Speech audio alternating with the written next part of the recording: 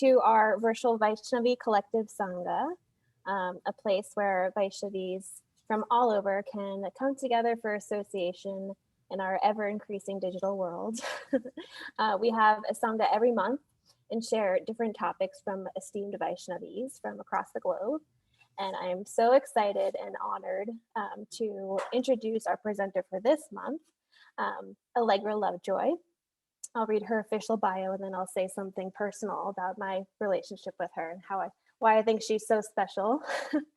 Allegra is a graduate student in religion and ecology at Yale University, where she's pursuing a dual master's in environmental management and spiritual care at Yale Divinity School and Yale School of the Environment. She has worked with organizations in religion and environment, including the Interfaith Center of New York, the Center for Spiritual Imagination, Govardhan Eco Village, and the Interfaith Rainforest Initiative. Allegra has been practicing bhakti since 2011, and in 2017 helped launch the Sacred Ecology Forum, a bhakti-based environmental education initiative. And I believe that is based out of New York at the Bhakti Center. And I met Allegra at the Bhakti Center a few years ago, I guess maybe 2 or 3 years ago now, really when I was starting out on my spiritual journey. And one of the first things that I said to her was how much I love her singing voice. And that's one thing that's not in her official bio, is that she has a beautiful singing voice. And one of the things that I admire most about her is her sincere appreciation of different spiritual paths.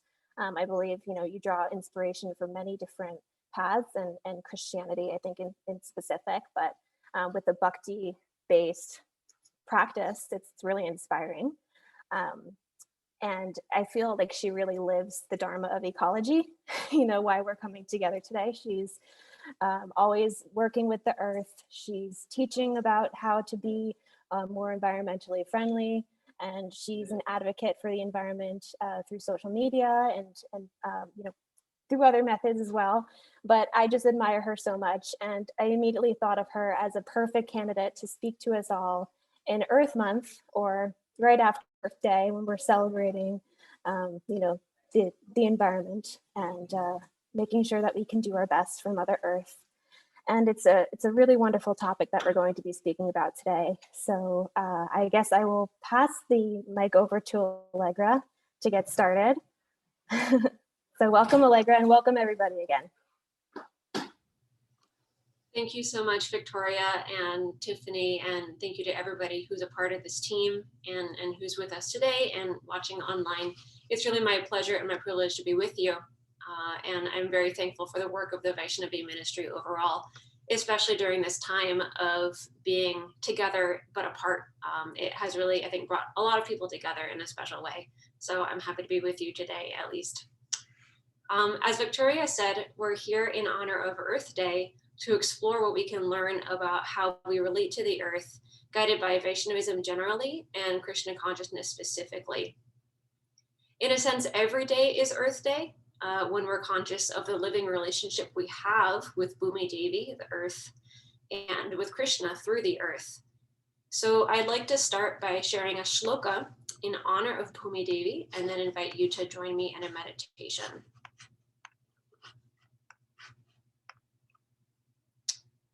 Some of you may already be familiar with the shloka, but I'll go ahead and chant it. And if you are familiar, please feel free to chant as well.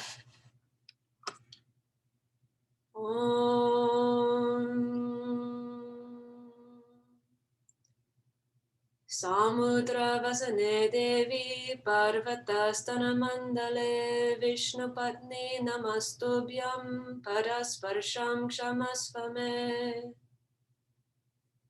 O Devi, you who have the ocean as your garments and the mountains as your body, O consort of Vishnu, I offer reverence to you.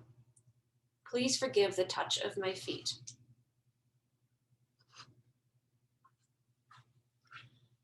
At this time, I'd like to invite you into an embodiment meditation, to an experience of embodiment. You can feel free to turn your camera off for these moments if it's more comfortable. Please find a comfortable seat, comfortable position. You can rest your eyes on something in front of you that's not a screen, or let your eyes gently close. And you begin to pay attention to the breath in the body.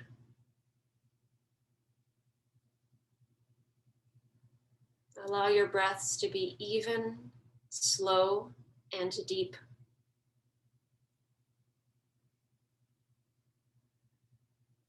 Feel your belly rise and fall.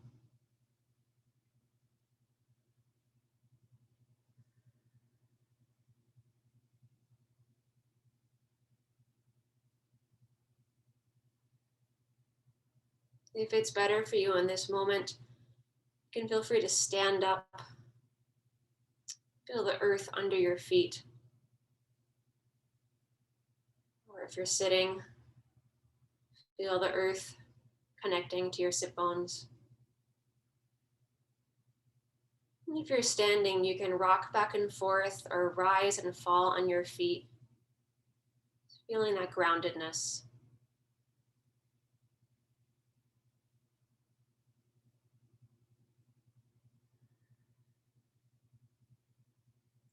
One of the names of earth is Dhriti, she who bears.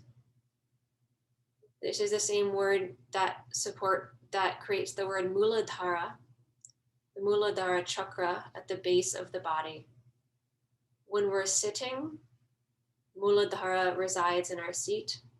If we're standing, it's in our feet. So tuning into earth where she supports us there in the body.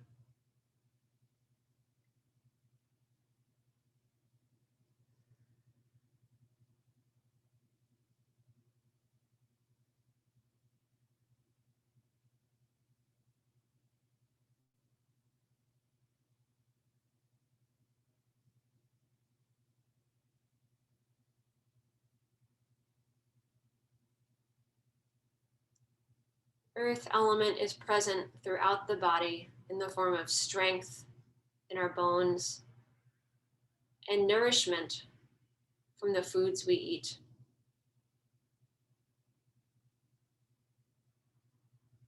Earth element shows up in the warm feeling of companionship and satisfaction.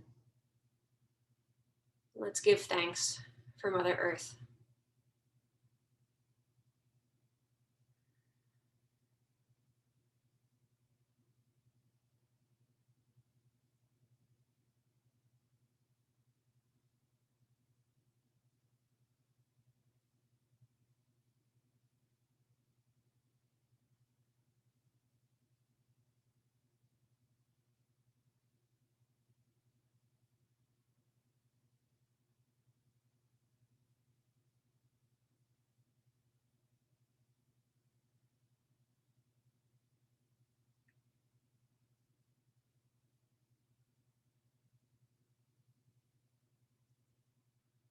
Tuning into the presence of water in the body.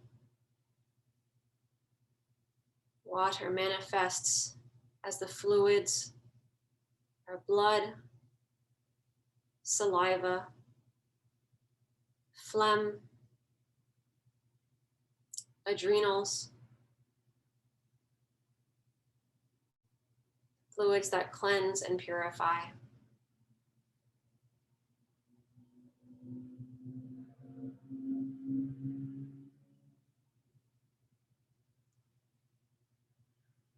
Throughout the earth, water is a great purifier.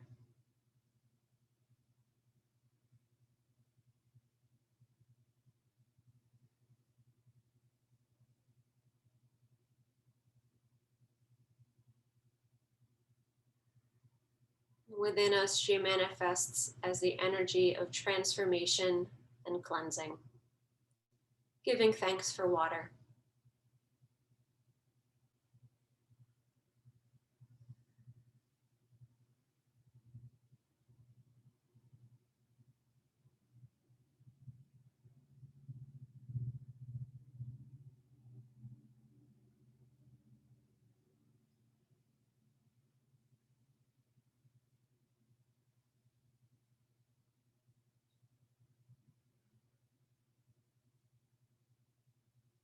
Tuning now into the presence of fire in the body. Fire manifests as the heat of our digestive system. It is a purifier and transformer within our bodies and in the world beyond.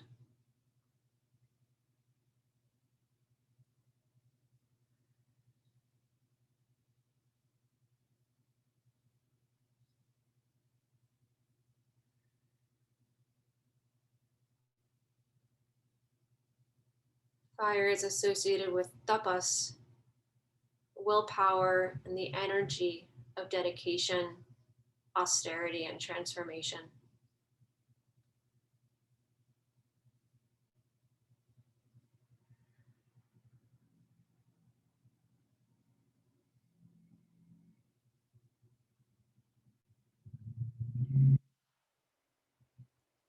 Giving thanks for the energy of fire.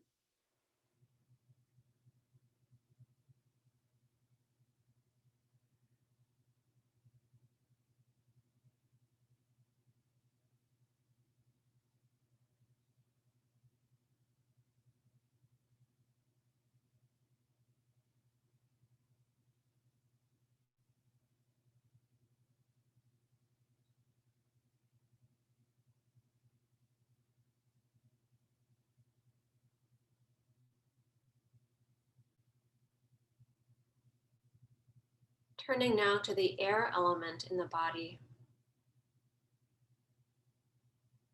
Air manifests as the oxygen, nitrogen, carbon dioxide that nourishes our cells through the lungs.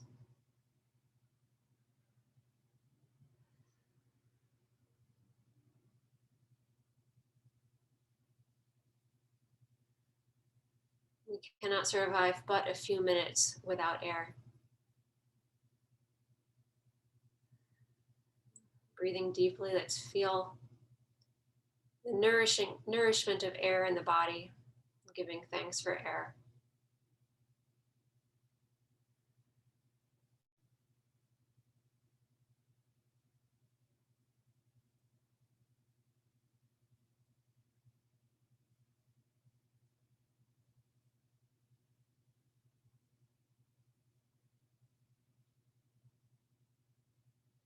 And I want to invite you to feel all the energies that are alive in you right now. Give space, notice the energies flowing throughout your body and mind.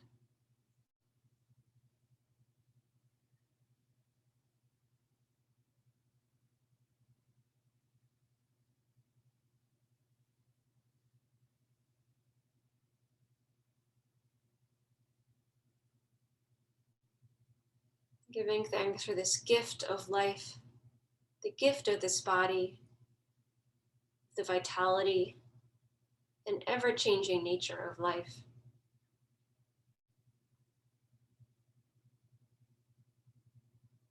Giving thanks to our Creator.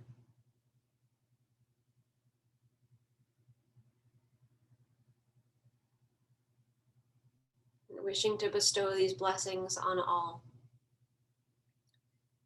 May all people everywhere have access to pure air, clean water, safe earth, nourishing foods, and loving companionship.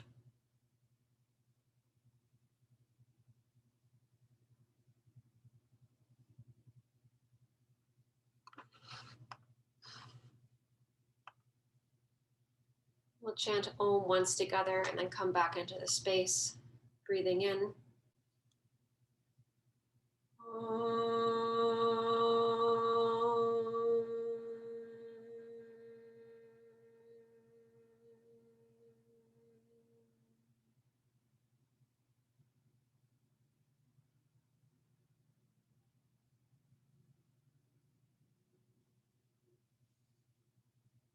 Thank you all.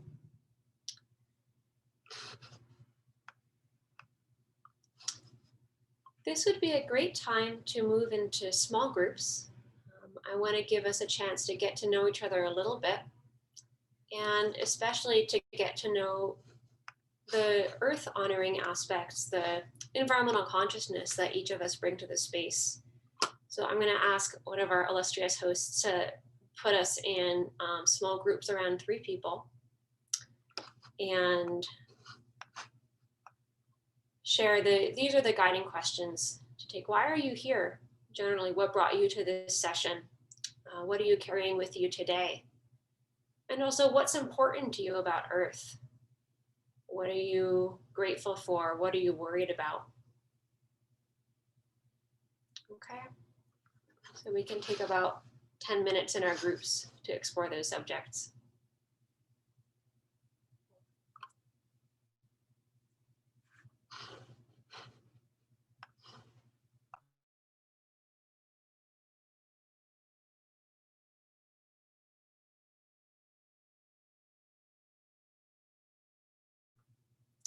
For those who will be watching this later online, we may be able to truncate the recording in that way.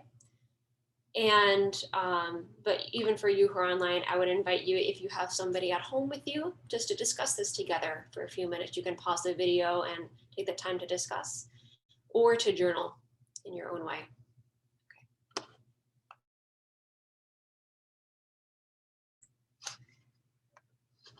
Share this. Okay. So we're here sharing the premise that Krishna consciousness is an earth honoring tradition. And many of us may be here today because we may implicitly feel that way, or we may be explicitly connecting with some of those reasons as well. But just to help us tie those dots, I wanted to run through 4 main reasons for why we make this claim, why this is the case. The first one is that there is a close ontological tie with Krishna and with Prakriti, therefore with Bhumi Devi as well. So ontology, a little bit of a big word, but ontology means foundational relationship, foundational nature, svabhava also in a sense. So from an ontological perspective, Gaudiya Vaishnava theology states that Prakriti is an energy of Krishna. Prakriti is this very core word, core concept in Vedanta, in Vaishnava tradition. A little hard to translate, but it's often translated as material energy, external energy. In scriptures, we often see Krishna call Prakriti Maya, that is my energy, or again, his external energy. So the material energy we engage with is Krishna's energy. And that includes tangible things, like every glass of water we drink, every flower we smell, everything we eat or touch is Krishna's energy. It also includes intangible things, the energies, subtle energies and personalities that run through this universe. Time is part of that. In his teachings of Krishna consciousness, Srila Prabhupada reminded us to try to see everything as Krishna's energy, see everything as connected with Krishna. And isn't there a sort of reverence that arises when we do that? Sort of love and tenderness that arises. And it makes us, the more we do so, the more we want to treat each person and animal and thing with care and thoughtfulness. The slide I highlighted is just one of the places where Prakriti is described in the 7th chapter of the Gita, verses 1 through 7. Krishna talks about my energy, his energy manifesting in the material world. Secondly, Bhumi Devi is related with Krishna not only as a manifestation of Prakriti, but as a divine goddess herself. In Vaishnava tradition and in other Hindu traditions, Earth is not an inanimate object or sort of a rock in space, but a goddess who we call Bhumi Devi. In Vedic texts, Bhu and Shri are named as wives of Vishnu. Today we would use the words Bhumi and Lakshmi as wives of Vishnu. And in the Srimad Bhagavatam, in the 3rd canto, the Varaha pastime, as well as in the Varaha Purana, Bhumi Devi is the wife of Varaha Dev, who's an incarnation of Vishnu. I would actually recommend that particular chapter, third canto, chapter 13, I believe. It's a very abbreviated but quite lovely pastime about Varaha actually rescuing Mother Earth. Quite something. So Bhumi Devi is, in a sense, the wife of Krishna, but also an expansion of that material energy. So in that sense, we can see the beauty of the earth as Krishna's own beauty manifesting in material energy, but we can also see it as Bhumi Devi's beautiful offerings to Krishna. And the Bhumi Prarthana, the shloka that we recited at the very beginning, comes from this perspective. Another reason that Vaishnavism is an earth-honoring tradition is that Vaishnava values, it's called sadachar, conduct, encourage us to walk lightly and lovingly on the earth. This list of 26 qualities of Vaishnavism, or 26 aspects of Vaishnava sadachar, are pulled from the Bhagavatam and from the Bhagavad Gita, 13th chapter. So values like karuna, compassion, vadanya, magnanimity, simplicity, peacefulness, etc. These are called Vaishnava sadachar, and these really encourage us to walk on the earth in a very gentle and loving way. It's interesting that the very first one on this list is called only taking what we need. Here it's referred to only eating, but in the tradition, eating is an analogy for anything we take or grasp, so only taking what we need. We're fortunate to have a long line of Vaishnava exemplars to follow, some of whom chose to live very simple, renounced lives. The examples of the Goswamis and of others who choose to live very, very simply, as well as those in village communities. Srila Prabhupada himself exemplified these practices. One famous story, or at least it seems famous to me, I hear it a lot, I say a lot, when Srila Prabhupada was taking a morning walk with his disciples in Mayapur. He took many such walks. It's a wonderful way to teach. And at some point in the walk, he pointed with his cane towards something in the field to the side. And he said, see that, see that. And the disciples were saying, what are we supposed to, what are we supposed to see? See that, see that. And eventually he just sort of marched into the field and marched over there. And this group sort of followed him, kind of confused. And there was a faucet with dripping water. And he turned off the faucet and giving the instruction that you should, always go out of your way not to waste resources. Another story that I especially appreciate because I know the person in the story, Anuttama Prabhu, who's a friend of many of us, said that when he was young and on his first time in Mayapur, he was offered, do you want to do this very personal special service for Srila Prabhupada? And he said, oh yes, of course, I'm just nobody, but what can I do? And the person said to him, okay, great. Go on the roof in the very early morning. And the moment you see light on the horizon, run throughout the whole building and turn off all the lights. Because Srila Prabhupada doesn't like light to be wasted. He doesn't like electricity to be wasted. So as soon as light is visible, let's turn off all the indoor lights. But I don't want to give an extreme impression either. Srila Prabhupada also saw the benefit of utilizing modern tools, especially for preaching Krishna consciousness or for living in a balanced way. So we do have this legacy of great simplicity, yet we're not called to go to extremes. And as with every other aspect of Vaishnavism, there's a need to discern what is appropriate in our own life and in our own situations in a different phases and times of life. Also looking to precedent, within the practice of Vaishnava tradition, there are many earth honoring elements. So the concept of Pancha Mahabhuta, the 5 great elements, the 5 core elements, which we visited earlier in our meditation, those are also present in worship. So in the most simple arti ceremony, 5 things are offered. Incense and flowers are connected with earth through the tangible earth element and through smell. Smell is associated with earth. Water is offered. Actual fire through the deepa. air through the fan, and sounds representing Akash, the fifth element, Akash or ether, through sound. This little description from Chaitanya Charan, he sort of nicely adds 3 additional elements. That is the element of mind in worship. It shows up in attentiveness to performing the arti and attentiveness to songs. Intelligence or buddhi shows up in our focus directed towards the object of worship.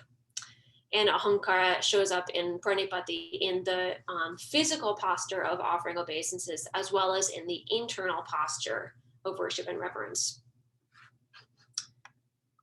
Kolam is another traditional practice that's earth honoring. So here using rice flour as a way to make beautiful decorations, but also feeding the ants and feeding the little creatures. Go puja, bhumi puja, and worship that's using fully natural elements. So these are all very tangible earth honoring aspects of the tradition. The fourth aspect of earth honoring Vaishnavism is this paradox we carry. We face the reality, according to our philosophy, that while the earth can be damaged or polluted on a material level, on a spiritual level, earth remains a goddess. Here is a picture of the Yamana River and of one woman, one worshiper sort of bravely actually bathing in the Yamuna, even though there's this industrial toxins that are creating this foam, this toxic foam. Just a side note, at the point where the Yamuna enters Vrindavan, there's a lot of there's an industrial zone upriver. So there's a lot of industrial effluent that goes right into the river, sort of bypassing regulations on pollution. So by the time the river actually reaches Vrindavan, this holy place where many people bathe in the river, it's considered dead, not able to sustain organic life, and it's full of toxins. So this can be a difficult paradox to hold. The reality of the pollution, really the heartbreaking nature of that pollution, that it's not, it's something we can feel sad about, but for people who live there and who rely on the water and on the local water system, it's actually very dangerous. People, animals get ill all the time. Not just tourists, but actual residents, really suffer the consequences of this, most especially the poor. Other people might be more focused on the purity aspect, on the aspect of Yamuna River as a pure being, of the earth overall as a goddess, and kind of tune out the pollution aspect. But in Vaishnavism, as in other parts, we're difference and non-difference. So holding both at once. And that can be quite challenging to hold both those aspects. We affirm that Yamuna Devi is Nitya Amala, that she is eternally pure, but materially polluted and unsafe. So the question for us as Vaishnavas is, do we simply go offer our puja and go on with our merry way, or engage in also addressing the causes of pollution?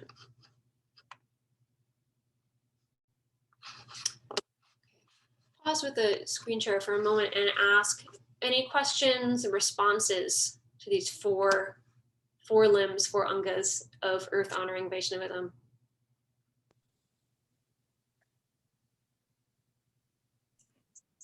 I have a question. What causes the foam in the Yamuna, Mataji?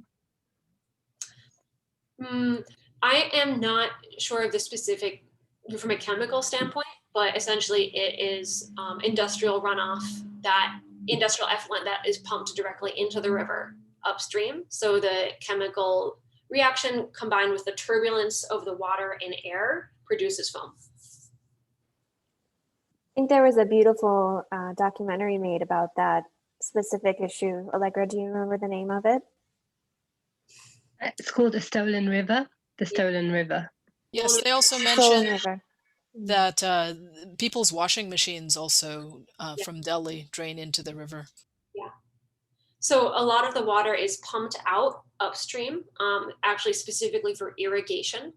The region of Haryana, which is a dry area, so it's conducive to producing things like wheat, has been converted into producing rice, which is a wet crop.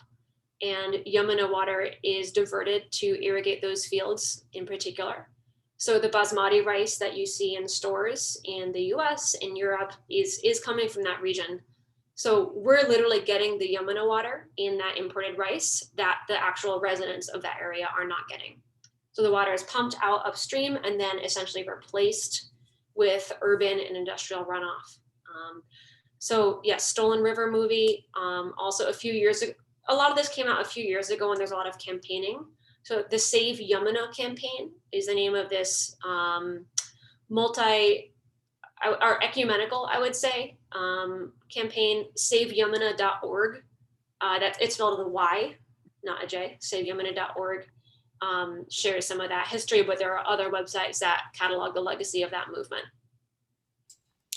These days, one can get varieties of rice from Bengal, which is naturally a wet place. So there's Kalijira rice, Govindabhog rice. There's all different kinds of rice. So since I had the privilege of seeing that documentary in 2018 at a Vaishnavi retreat, and reconnecting with the rice from Bengal, which is where rice ought to come from.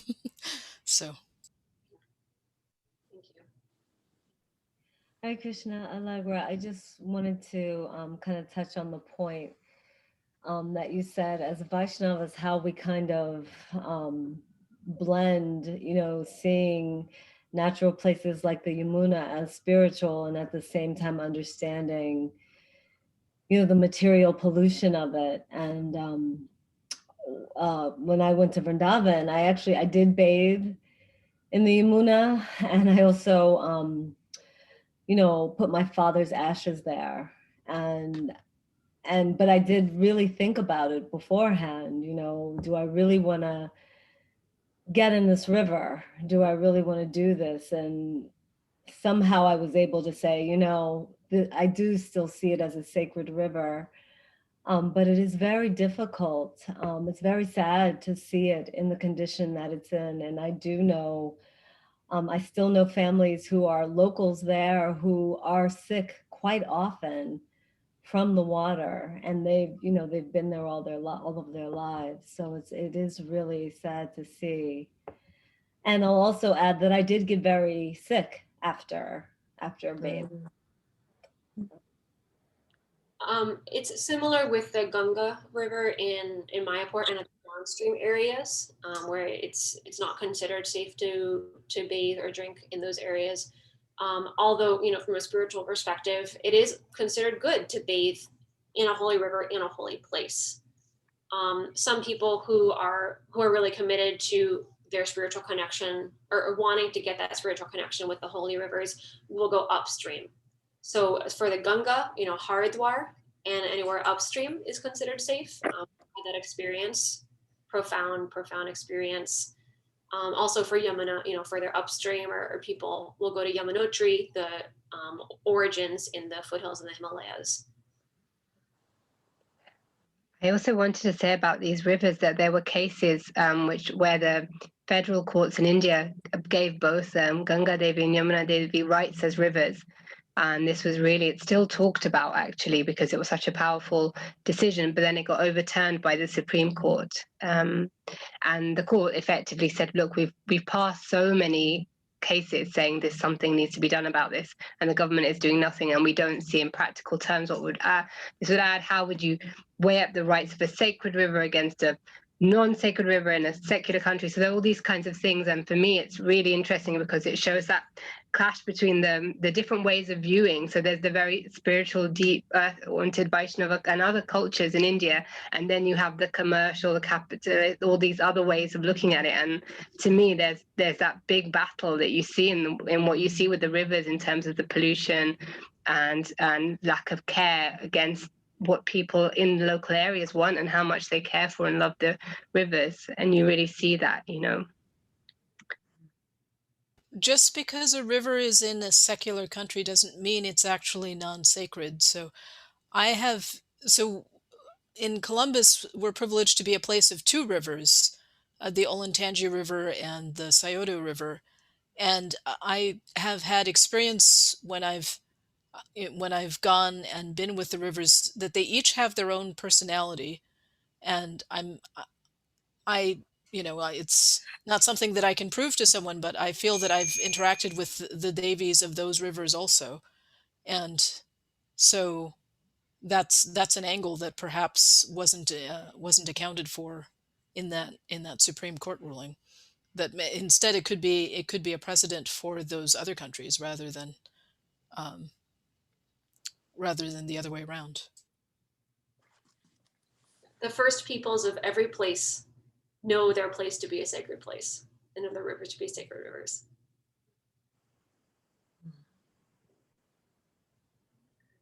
Any other questions or comments at this point?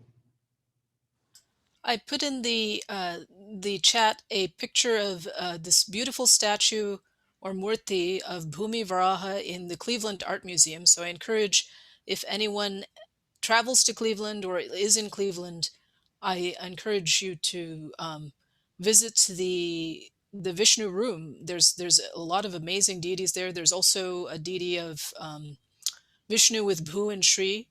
So one can actually experience these murtis, which unfortunately they're in a museum, but at least they're accessible to us that way.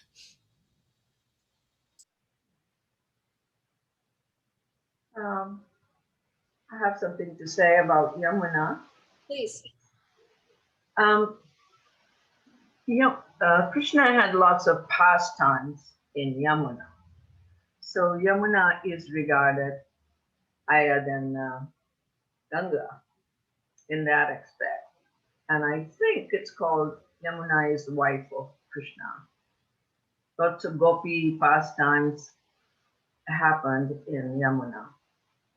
So like stealing their clothes and all those is beautiful pastimes, which is something to remember.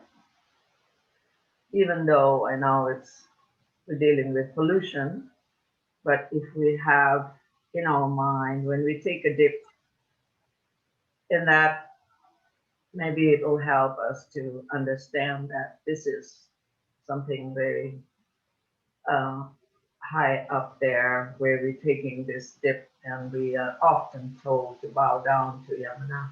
Do not put your feet in first, and it's a little tricky to get in, put knee down or something like that.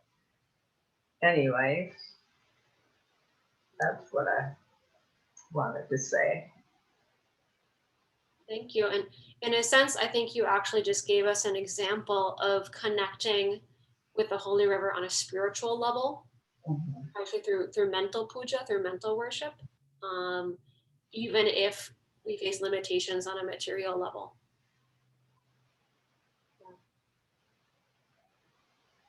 Okay, I'd like to transition forward a little bit. We'll spend our next portion discussing the current climate and environmental situation. I wanted to start with crowdsourcing.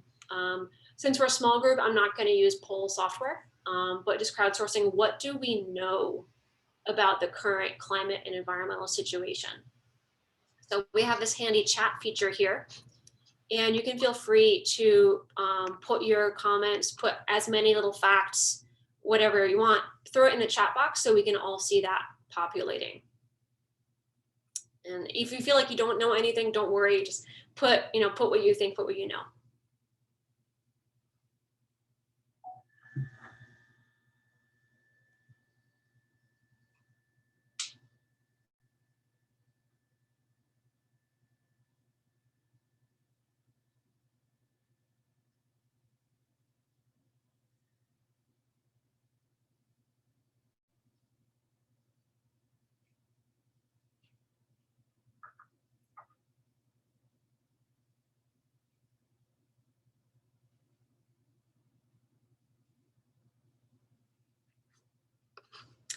I'm going to read this aloud, since if there's someone who's watching on their phone or can't see it for some other reason. By 2050, there will be more plastic in the ocean than fish. Polar ice caps are melting. Coral reefs are dying at a rapid rate. Earth is warming, water levels rising. Sixth mass extinction. Amazon deforestation at an alarming rate. Flowers are blooming out of season. climate refugees, greenhouse gases, hurricanes getting stronger, high carbon footprint of the meat industry, the need to limit temperature rise to 1.5 degrees centigrade to avoid the worst effects of climate change, yet we are headed for 3 degrees centigrade. The causes of the climate crisis lie predominantly with the developed world. Ocean acidification, and bees or insects generally having problems. Okay, so there's a lot of knowledge already in the group. I'm going to take us on sort of a tour of some of the key themes, key features here in the climate and environmental space. And as I do that, I'm actually going to ask you to do something a little different. I'm going to ask you to pay attention to what is happening in your body while I do this. We feel emotions in our body. In our body, we are connected with Earth. Spiritual energy is in our body. And when we think about climate and environmental crisis, those are very heavy and intense subjects. So I'm going to ask you to pay attention to your body as I give this tour. And we'll check in about that afterwards. Okay.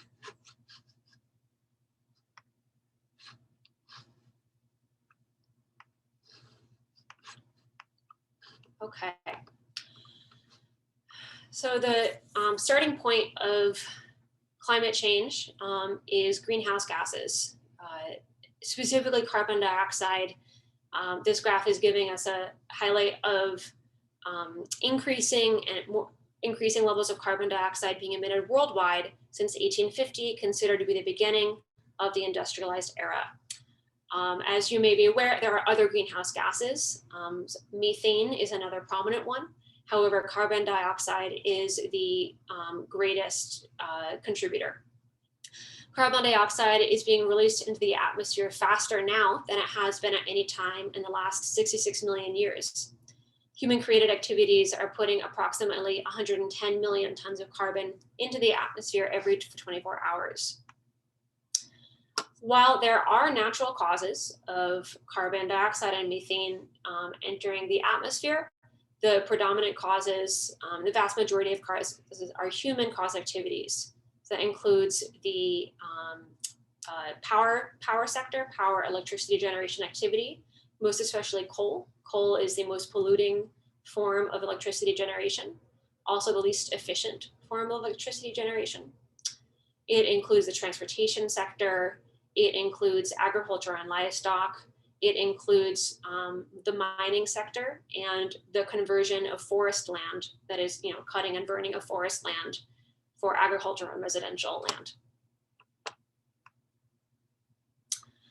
Due to the greenhouse effect, this rapid increase in carbon dioxide and in greenhouse gases has caused an increase in global average temperatures. While temperature records now go back millions of years based on the advancement of Arctic ice cores, traditionally temperature records went back to the early industrial age. We've seen a rapid increase in global average temperatures based on a pre-industrial average. Out of all the hottest years on record, 18 out of 20 of them have occurred since 2000. The other one out of 20 was 1998. So, all within the same ballpark. Heat does not accumulate evenly on the globe. Summer temperatures in Siberia set records in July 2018 and again in July 2020. So heat is accumulating more in the northern extremes of the globe than in the central and southern regions. We see this, for example, in the melting of glaciers. Glaciers are shrinking at a record rate. The glacier that is one of the most common access points to Mount Denali in Alaska, the highest peak in North America, has actually begun to move, making that region rapidly less safe for climbing. Again, Siberia has been setting record summer temperatures, and the peat in Siberia has actually started to catch fire. Because of the composition of peat, it can actually hold fire and smolder underground for quite a long time. with summer temperatures in Siberia are typically in the 60s and 70s, at least historically. But one town in particular was over 100 degrees last summer. We see this effect as well in the northern part of the globe in the polar ice caps. Can you see my cursor? You can, okay. So here I'm highlighting the decline in sea extent in September. Because September is at the end of the summer, it has the annual minimum. So this is that decline. We're here in 2020. So everything to the right is a projection. These are different levels of projections. Higher future extent, lower future extent. So each of these 2.6, 6.0, et cetera, these are different projected scenarios. This one scenario, which is numbered 8.5, has no sea ice whatsoever in the Arctic in the summer. And compared to when these projections were done, we're actually closer towards that scenario than we were even at that time. So inequality of heat accumulation on the globe, also inequality of climate impacts. While I just want to sort of compare this slide to the previous, so here we're showing a change in global average temperatures with the northern extremes of the globe having higher global average temperatures. Here we are also showing heat, but this is specifically showing days per year above 95 degrees Fahrenheit, okay? Because this slide is talking about livability. We use something called a heat index. So that is talking about heat and humidity. High heat, low humidity. High heat, low humidity can be livable. High heat, high humidity becomes rapidly more dangerous for humans because we sweat to reduce our body temperature. High heat, high humidity, that does not work. So there's a limit on heat index. Days per year above 95 degrees Fahrenheit shows higher number of danger days for human survival, with highest impacts on the elderly, on the very young, on those with pre-existing conditions, and on the poor without proper access to cooling. Also differential effects on plants and animals, obviously. So temperature, drought, fire, impacts on agriculture are spread unevenly across the globe. The regions that are highlighted here, many of them are regions that are currently and have historically been poorer regions, been more exploited regions. So this impact, the impact of climate change is compounding these pre-existing inequalities. In my own lifetime, I've seen heat waves increase annually. Growing up, even in New York City in the summer, didn't really have to put on the air conditioning, maybe a couple days a year. Now my parents have to have it pretty consistently in the summer. As we know, air conditioning has a compounding effect. It increases the heat in the area. In the July 2018 heat wave, just 2 years ago, at least 90 people died in Quebec, typically pretty mild in the summer. During the same year, over 50,000 people were hospitalized in Japan due to heat exhaustion. Oops. Famously, we probably remember in 2003 in Europe, the summer heat wave killed over 15,000 people. And a lot of European cities were able to afford programs to prevent this from happening in the future, some changes in urban design, increased availability of cooling centers, et cetera. But that's not possible in a lot of the world. During COVID-19, many cities chose not to open cooling centers, or many people chose not to go there out of safety concerns. In India, right in the center of this zone of increased heat, days over 95 degrees, projections suggest that summer heat in India may soon literally be unbearable based on that heat index, that danger zone. Over 800 million people are considered to be at risk in South Asia as a whole. There are global factors here, but domestic factors such as agriculture, energy, and water policy, as well as urban design, play a factor. This picture, to me, doesn't seem like a great example of urban design. When you're designing a city for cooling, you use tools such as more street trees, white roofs. The white reflects the heat. Insulation and protection, shelter, and overhang for people who are outside so that they have shade. Here we have a wall full of air conditioners blasting hot air onto those outside. Air conditioners cool those who can afford them while blowing hotter air outside to those who can't. Heavy air conditioner use during heat wave also affects the overall electric grid, as probably all of us have experienced by now, power outages during times of high heat, high electricity use. That can make a lot of us uncomfortable, but for people who rely on medical technology, such as at home, such as BiPAP, other respiration, other breathing support, other types of medical technology is literally life-threatening. Many hospital systems have their own generators, but for many who need these devices at home, these are literally life-threatening situations. Drought obviously associated with heat, times of extreme heat and dryness. Drought puts pressure especially on marginal farmers, the poor, and women. How much farther do women have to walk during a drought to get water? How much water is available and accessible to them? Here in Australia, during the El Nino cycle, which is a multi-year climate oscillation cycle, Australia and other parts of the global south experienced extreme drought during 2001 to 2009, and again 2017 to 2019. These extreme drought circumstances of extreme dryness, dropping the water table, extreme heat, created perfect situations for,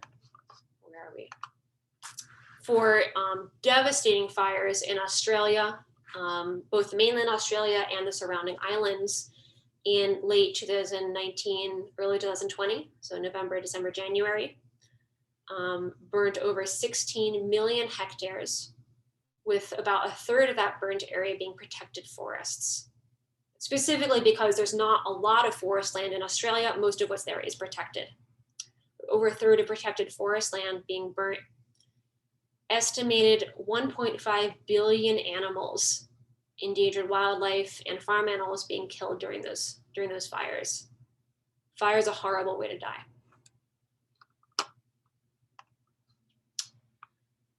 Hotspots, locations of fire throughout Australia at the time, and the magnitude of those fires compared to what were previously considered record fires. We don't have the 2020 California fires on this map. I'm not actually sure how they compare. But 2020 was the most active fire year on record for the West Coast, having air quality effects across the entire West Coast.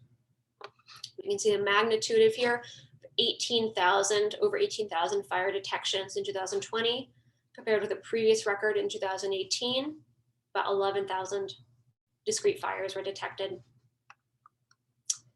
It's the small town Vacaville in California. I'm sorry for those who live in California, it's probably kind of triggering to see these images, so I'm sorry about that. And the compounding effect of COVID and fires at once, this most ironic and sad picture of a senior center. It had been evacuated, but a senior center that was burning, while their sign said, "Wear a mask, social distance, keep safe." Right.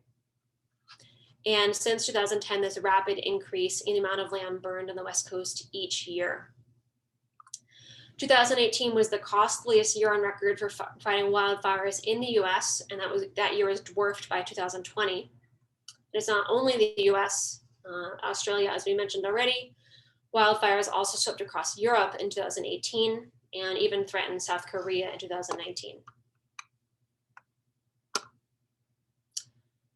Transitioning now from fire to water, the same underlying theme of heat. You can see storm 1, 2, 3, 4, 5, and 6 over here.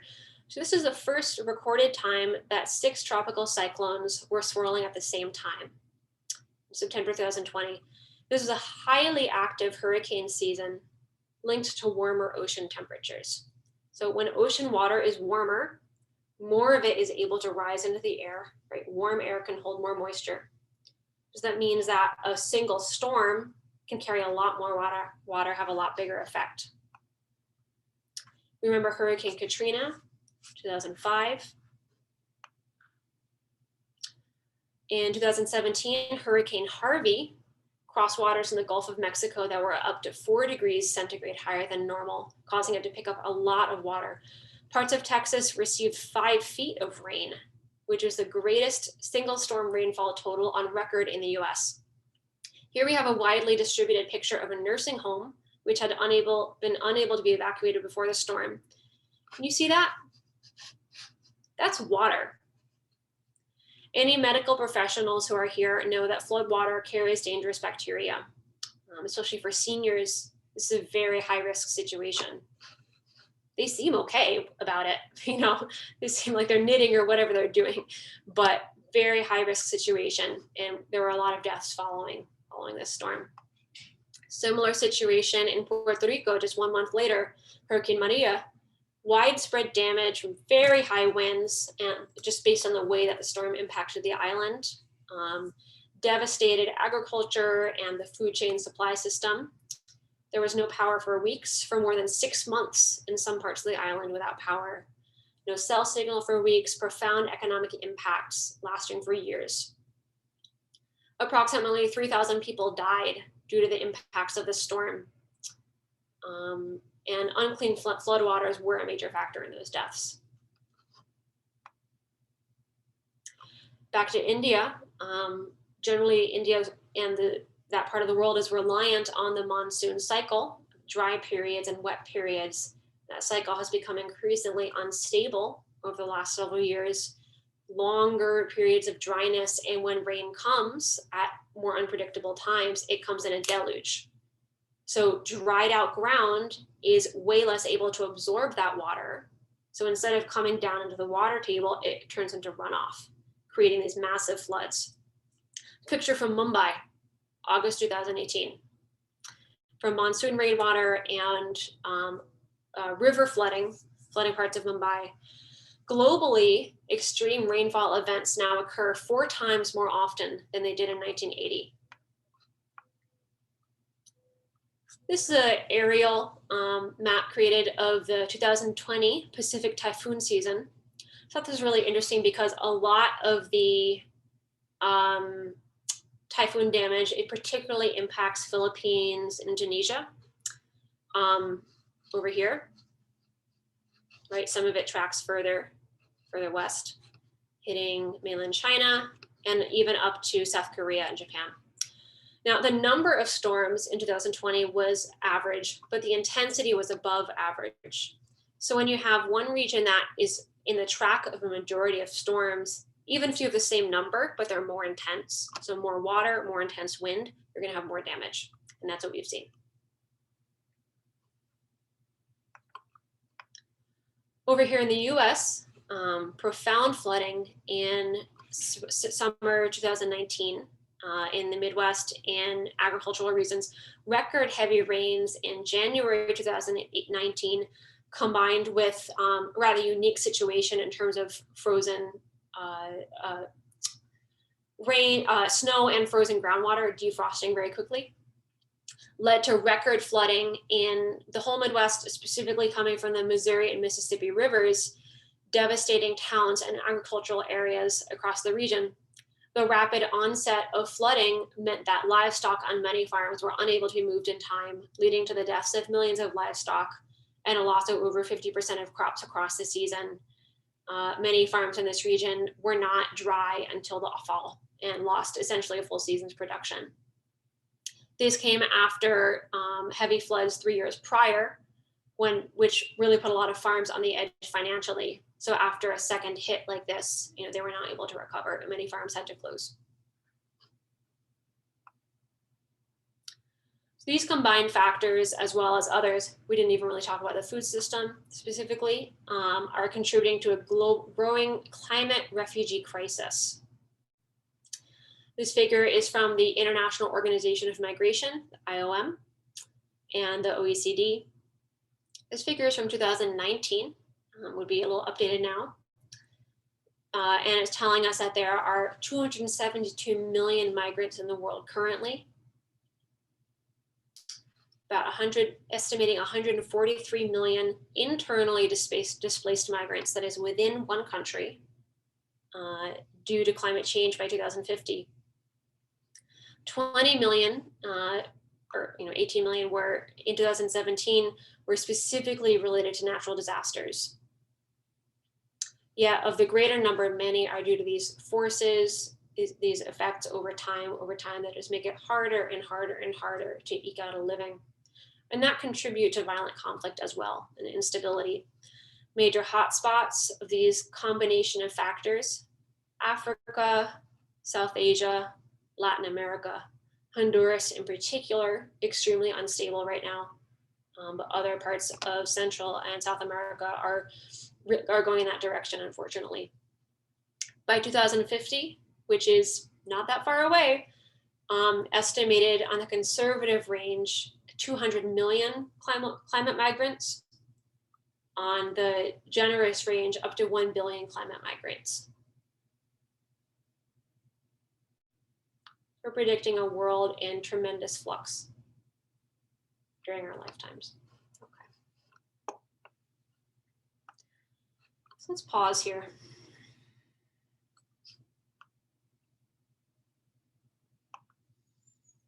Take a few deep breaths.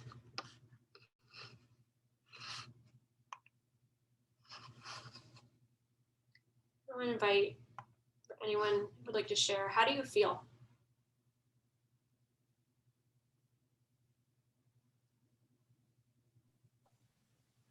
I can go ahead. No, you go first.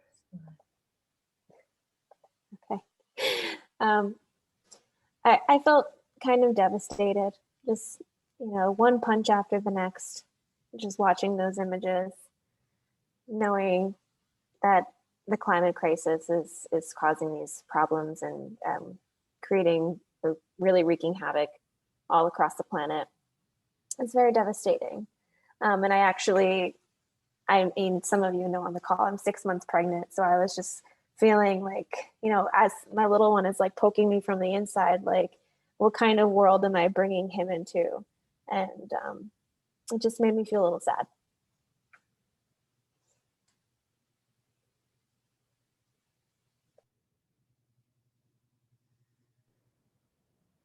Yeah, I also felt a very strong sense of sadness, which was interesting for me because I had, in the last 10 to 15 years, I've been very angry about what's happening with in the environment and with climate change and everything. And so I had to step back from it. And it was interesting to me that now it's shifted completely away from anger and into just this deep sense of sadness. Yeah.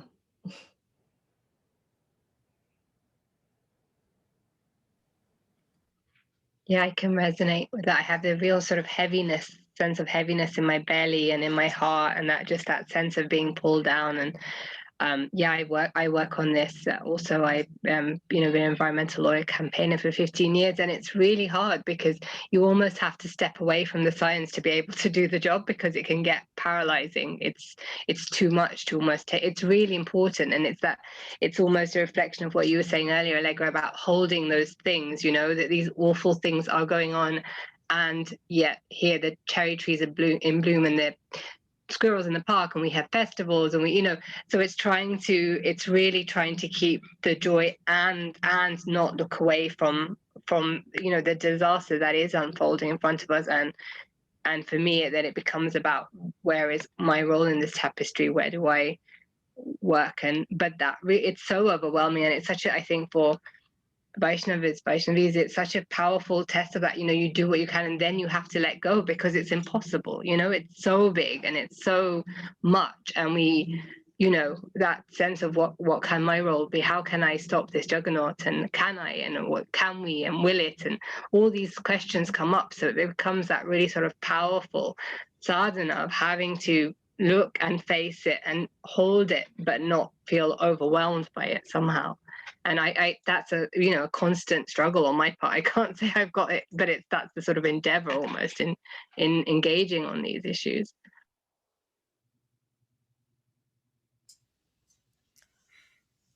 At first, I felt a kind of shrinking in my shoulders, my chest, almost as if I were trying to shield myself. And then I was feeling some guilt, and finally, I just felt tremendous sadness coming up in my throat, um, and you know, in my I didn't cry, but I felt sort of an internal weeping.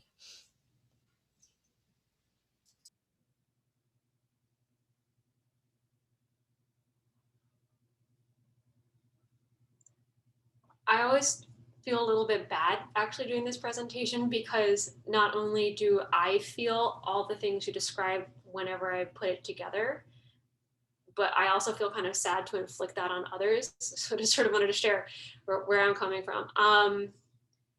Yet, you know, to the extent that we're a religion of the heart, allowing the heart to be broken by the world we live in, by what we, you know, as humanity are doing to the world we live in, isn't necessarily a bad thing.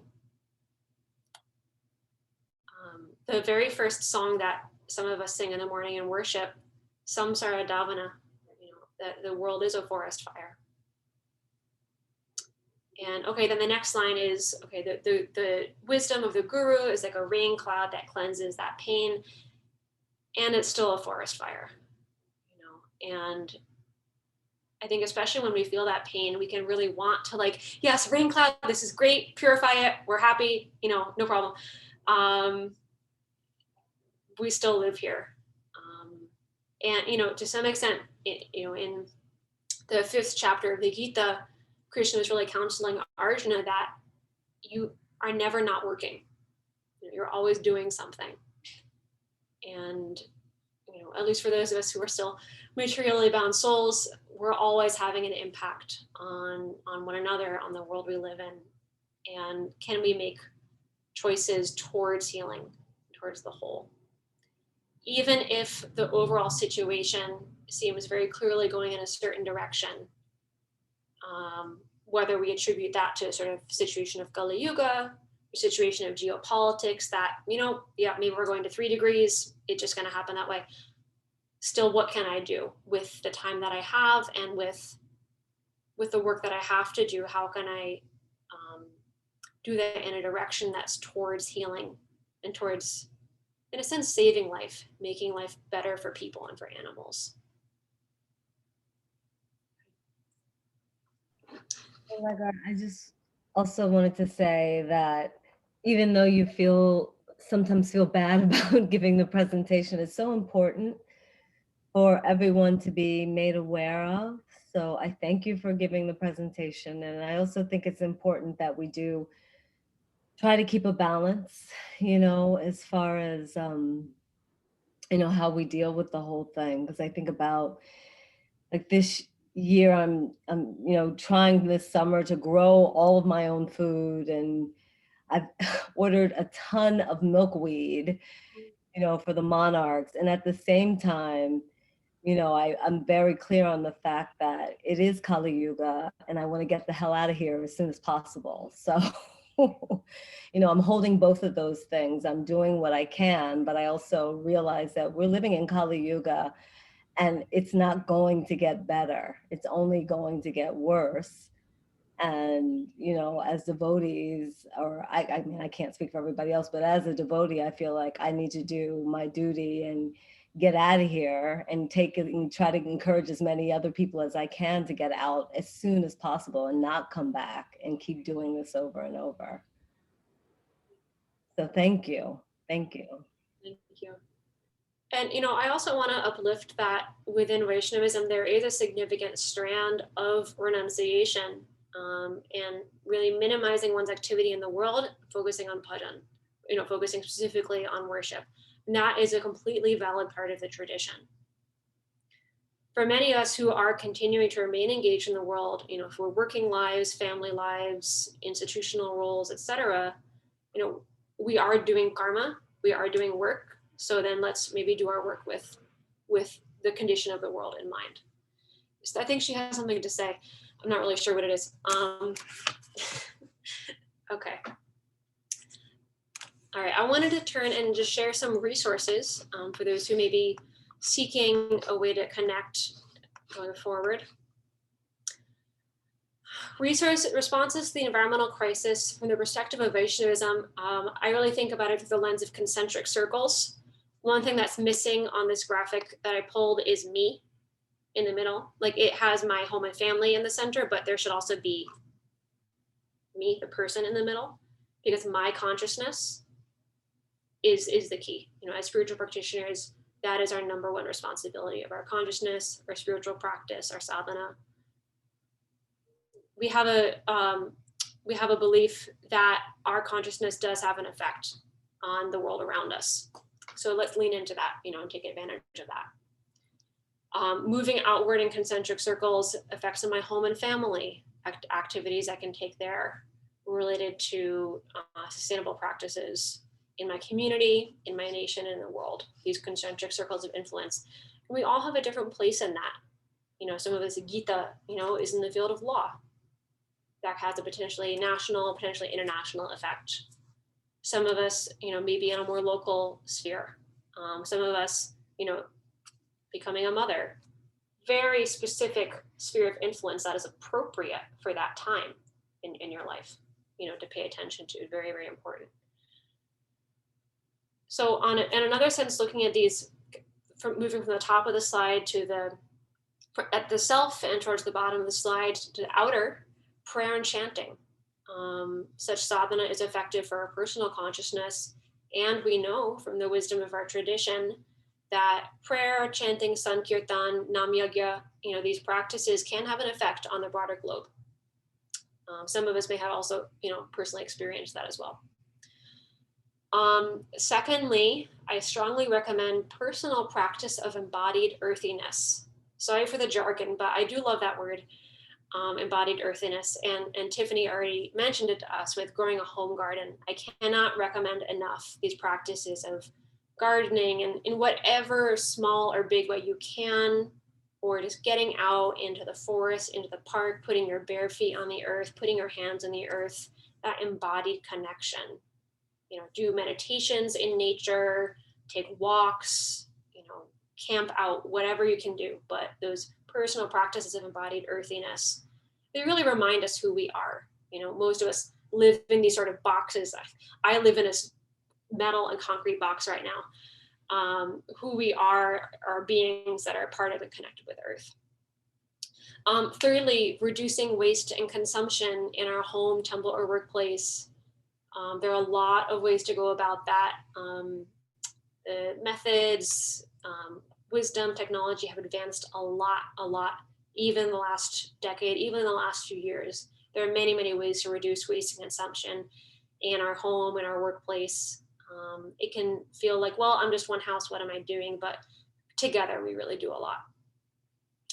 Fourth, study sustainability practices in your profession.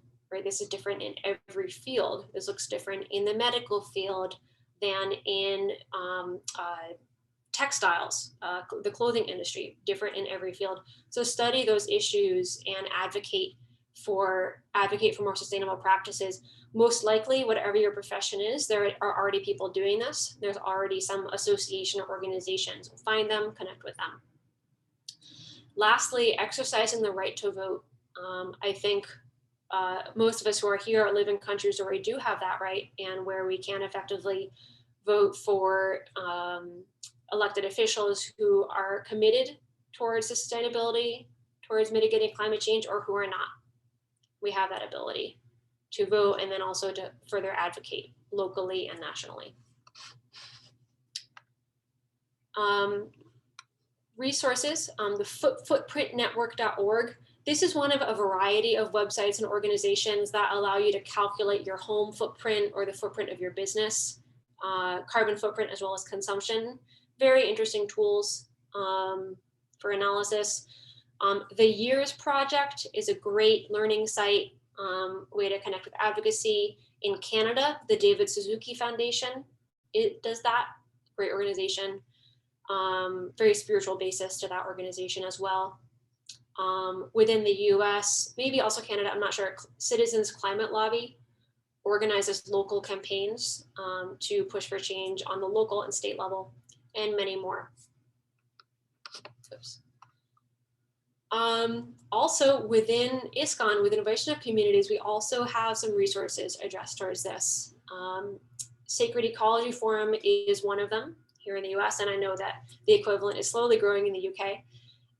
Sacred Ecology Forum is a space where we meet monthly to discuss climate and environmental issues and support each other in our work in those areas. And we also have, I say we because I'm a part of this project. We also have more specific workshops and trainings that we do as well, based on the interest that comes to us, the types of interest. ISKCON Environmental Initiative, I think I can actually officially say that it exists.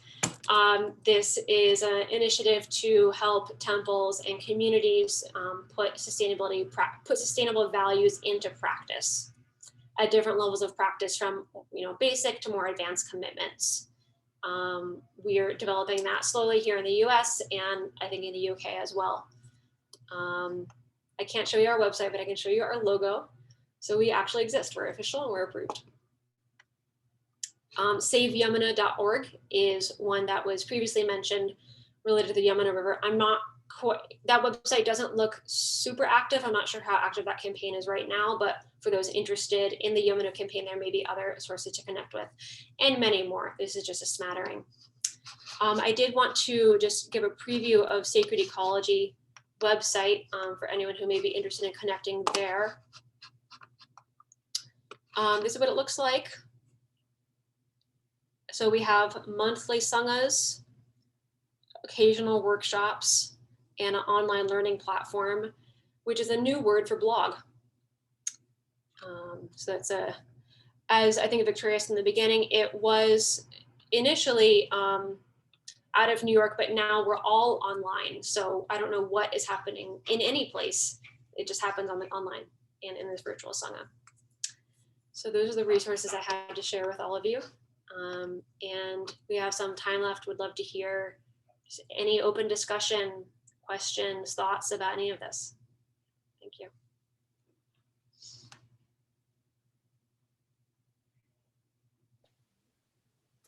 Thank you so much, Allegra, for such a wonderful topic that you presented, and for the opportunity for some engaging discussion and some sharing based on the environmental crisis and how we can deal with it as Vaishnavis, and kind of our role, and and how we can shape our mindset and shape our surroundings. What is our sphere of influence in this space? All of this was so helpful to hear, and I just want to thank you from the bottom of my heart for this and bringing this to the Vaishnavi ministry, because it's a very important topic.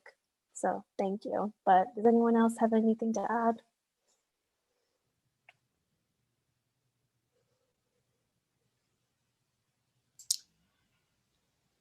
Krishna consciousness is the kitchen religion. And early in your talk, you mentioned that mita bhuk, that food is sort of the I don't remember what word you used. It's like the keystone for all other activities. So how do you see that?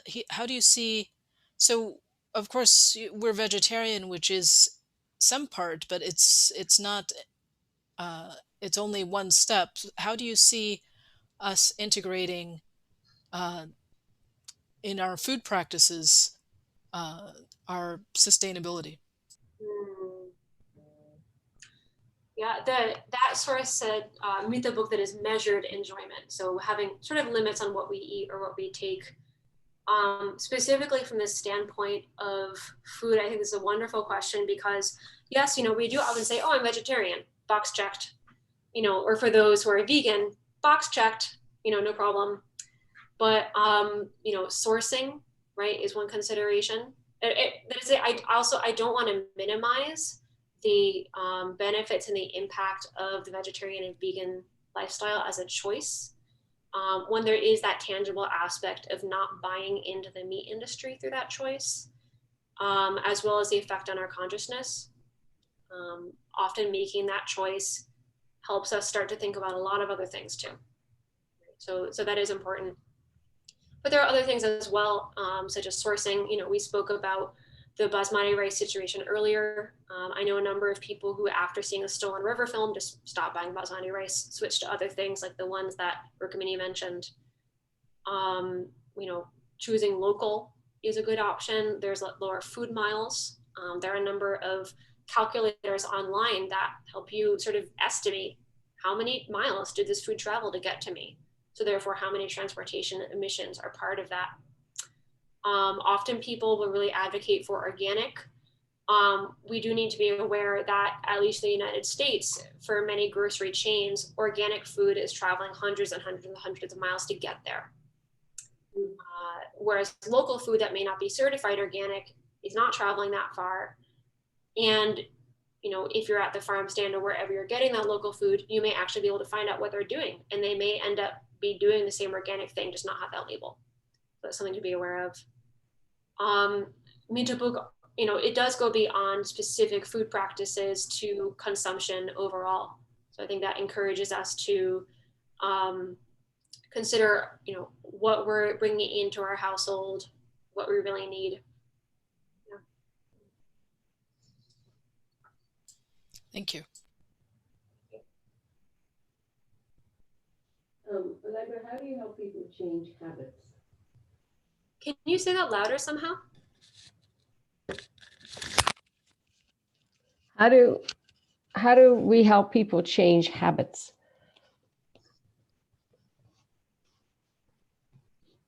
There's a story of a mother who took her son to this saintly person, and she said, tell him to stop eating so much sweets. And he was like, come back in a few days. And she was like, what? But okay. And so she did. And then after 3 days, he said, stop eating sweets. And she asked him, like, what was that about? And he said, well, first I had to stop doing it. So I think that, that's instrumental for all of us. Not just rhetorically, but also because it really does affect our consciousness. When we go through that tapas, sometimes it is tapas of making changes ourselves, then we're better able to help others. But in terms of, other ways of helping others, often really helping people connect with the reason is significant. That's why I share such a kind of heavy climate presentation. And this is just the abbreviated form, right? Because really connecting with those reasons can give us that energy to drive very profound commitments. That's helpful. Yeah. Secondly, support of like-minded people, right? Even in spiritual life, we know that Sangha is everything. Having support helps people, is everything in spiritual life. But this also matters in the choices we make in the world and our worldly behavior. The third one is outcomes, right? So seeing that there is a tangible effect of the change I'm making. Sometimes that can be a little bit hard to see, especially when it's, related to things like consumption, waste, energy, etc. People may find a benefit, or people may see an outcome in their own habits when they see, things we keep seeing in the news about the aggregate effects. It's not just me, but I'm also part of this broader movement of other people making these changes. So I can see an outcome in that way. But secondly, you can do things like some people will just, look at their grocery bills over time, chart those and see the differences in what they're buying. So that cumulative effect. Other people do the practice of storing their garbage, as they can really see how much plastic waste or how much garbage they're using. Occasionally, especially for college students, we'll see somebody who, makes a pledge to carry her garbage with her for a month. I say her because I've only seen women do this. There may also be men who do this, but so that is showing, that's a tangible effect for her on how little garbage can I possibly use, but also everyone else is seeing that. So yeah, reason, support, like-minded association, and outcome. That's nice, helpful. And I speak for myself too when I say that there seems to be just a level of laziness or unconsciousness, even with regards recycling, something so simple as being conscious about what you put in different bins. And, at the temple that I oversee, you know, it's just like, duh, you know, what planet are you living right now that you can take a look at a green compost bin that is clearly marked green compost, and you'll just throw in your, you know, recyclable plastic container, but still not compostable.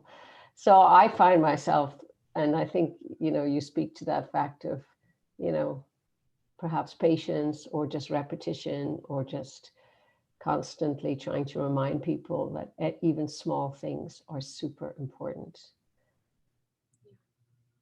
But there does seem to be a level of just like, disconnect. Yeah. I find in cases like that with, you know, especially with recycling and those sorts of things, signage helps, and like multiples of signage, because people can see something and not even see it.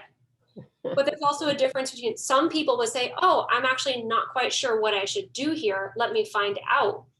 Whereas other people, like, I don't know what to do, whatever. Just throw. Yeah. So there's an underlying difference in motivation there as well. Mm-hmm.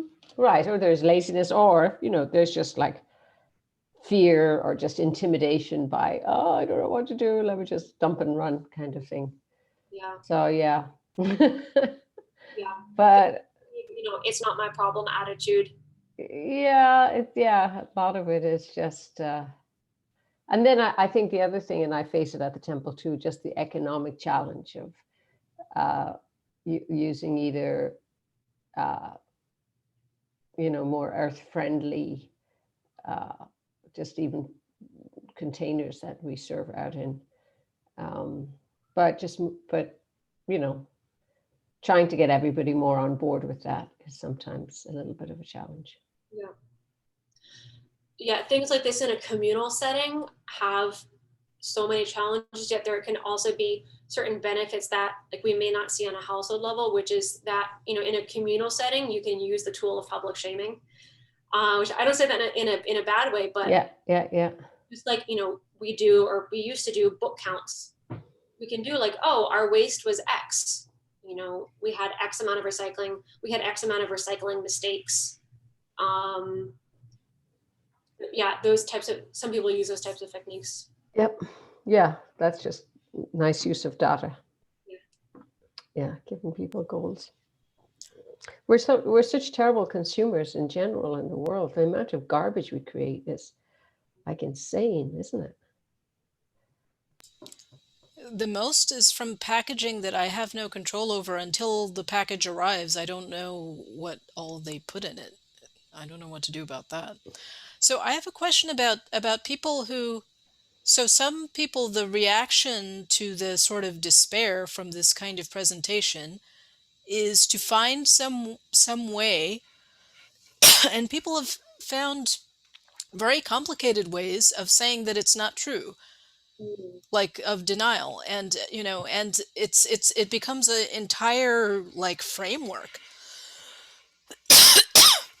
and you know, and what do you do about that?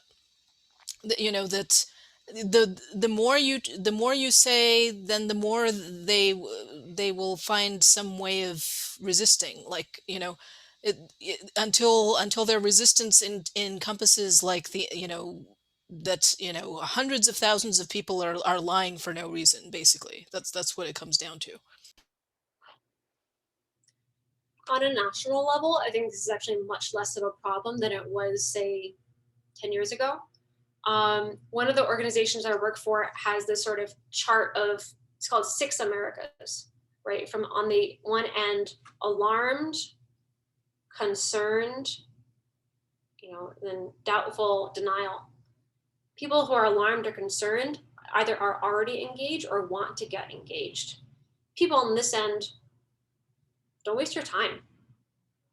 You know, so strategies that focus on getting people who are aware but not engaged, or who are very concerned but not engaged, tapping into that energy is, you know, much more effective use of energy than people who are over here who don't want to, who are inimical, etc.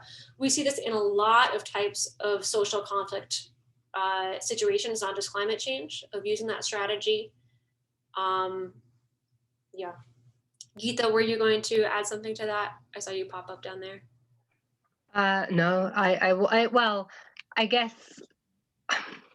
I was thinking about this question where you were just saying, Rukmini, about like not having control of the packaging, and that, you know, there is a whole load of stuff around the role of corporate.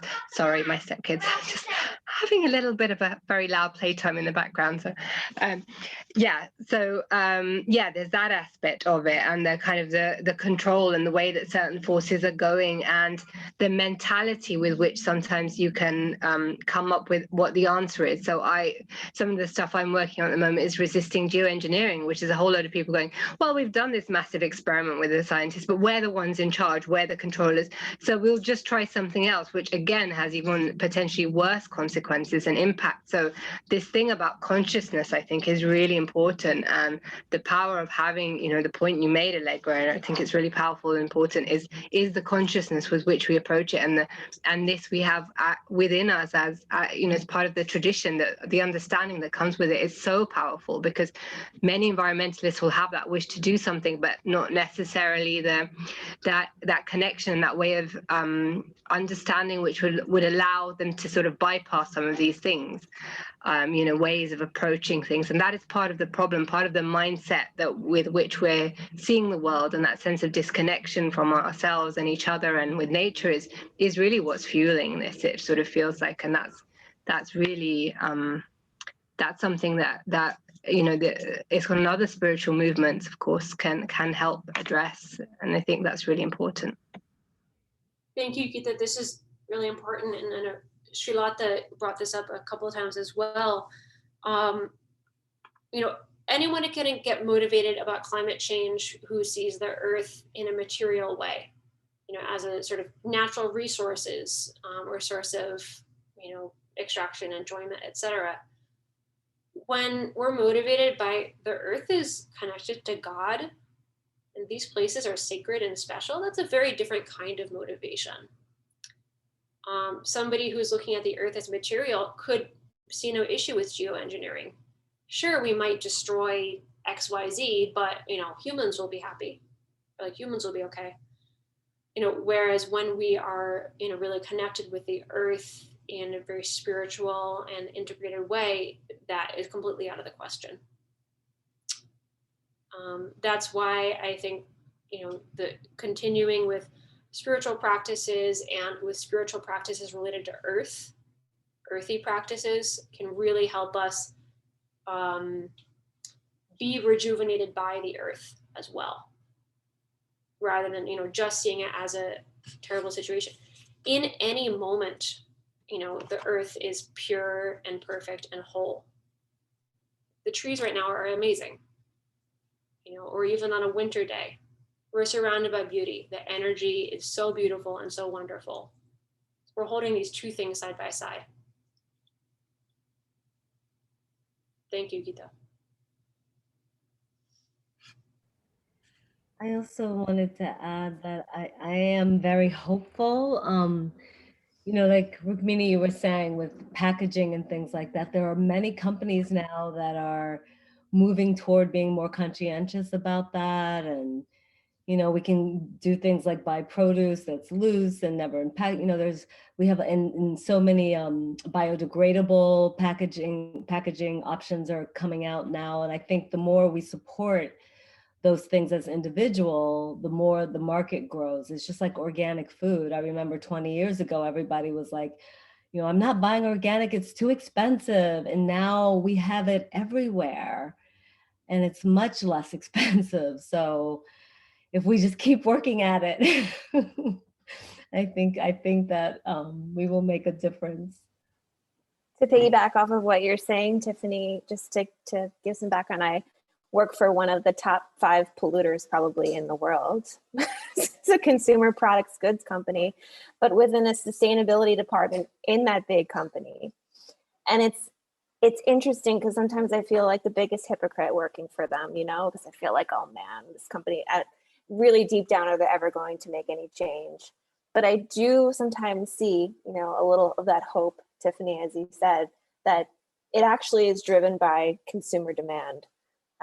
And if the consumer demand wants to make a change if they want something, you know, specific, a more sustainable product than the companies they have to deliver. So the power of our voice and the power of our dollar is very powerful.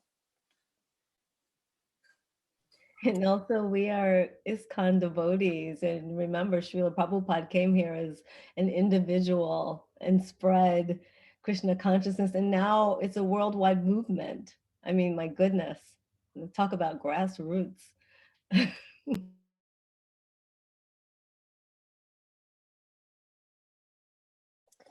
Well, I guess we're 3 minutes over time. So I guess we can end it here unless anyone else has any more questions, anything they wish to share.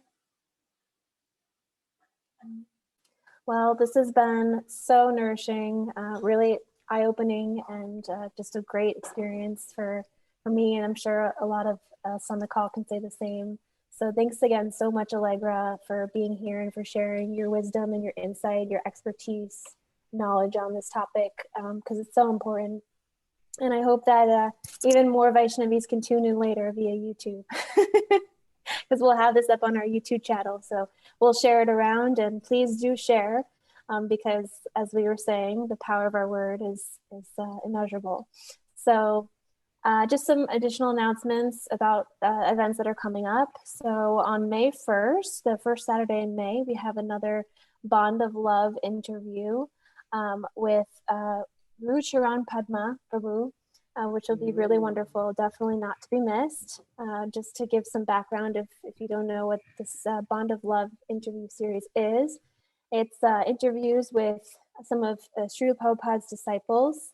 They wrote a book called The Bond of Love, which is available on Amazon here in the US. It's a really wonderful book talking about the experiences and exchanges that these disciples, exalted Vaishnavis, have had with His Holiness Srila Prabhupada.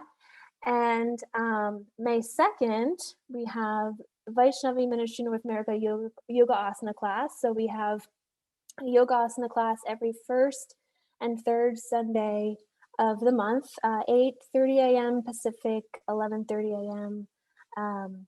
Eastern time. So please join that as well if you would like.